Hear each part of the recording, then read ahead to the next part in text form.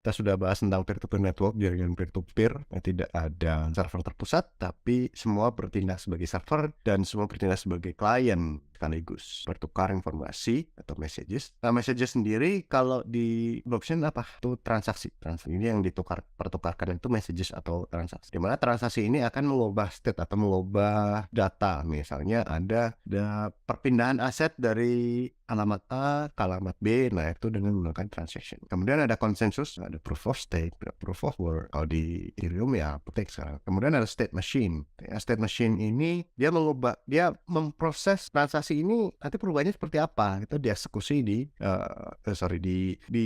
proses di dalam state machine.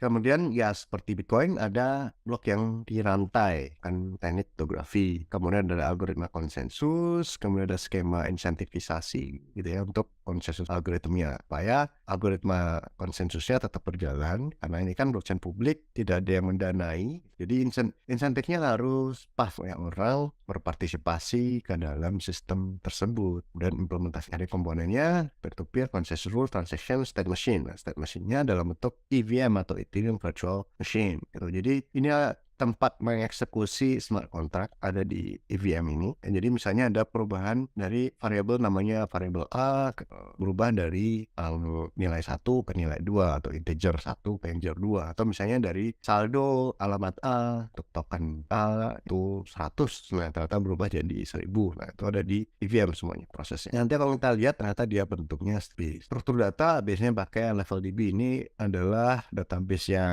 yang simple ya. Jadi ada key-nya, ada datanya.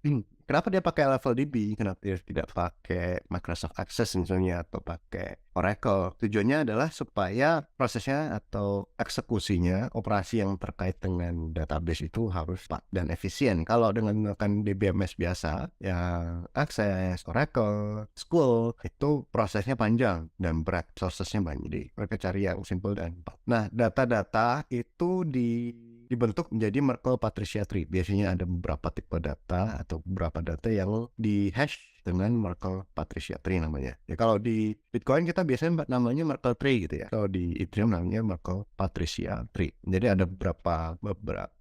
Jadi konsepnya sama, tapi ada karakteristik atau tambahan-tambahan data atau tambahan proses ya, jadi nanti agak sedikit berbeda. Tapi kita akan bahas ini, siapa yang mau tertarik bisa cek sendiri di Google. Komponennya ada juga yang dulu sebelum merge ada proof of work. Nah kalau ada yang pernah mining dengan GPU atau kartu grafis, ya itu menggunakan proof of work. Tapi yang sekarang itu dengan menggunakan teknik namanya proof of stake. Nah dulu sebagai proof of worknya namanya 8 hash. Jadi mereka yang mining pakai GPU ada satu rig, nya ada 7, ada 8, ada 16 ya, 6 GPU. Nah itu jadi mereka akan dapat reward bentuknya Ether. Kalau mereka sukses mendapatkan blok akan dapat reward. Kemudian ada aplikasi klien tentu saja sama seperti Bitcoin, ada Bitcoin Core. Kalau di Ethereum ada 2 sekarang telah merge. Itu seorang umumnya menjalankan 2. Kalau kita staking gitu ya, solo staking, kita harus menjalankan 2, namanya execution layer dan consensus layer. Dan dulu sebenarnya hanya menjalankan satu saja, namanya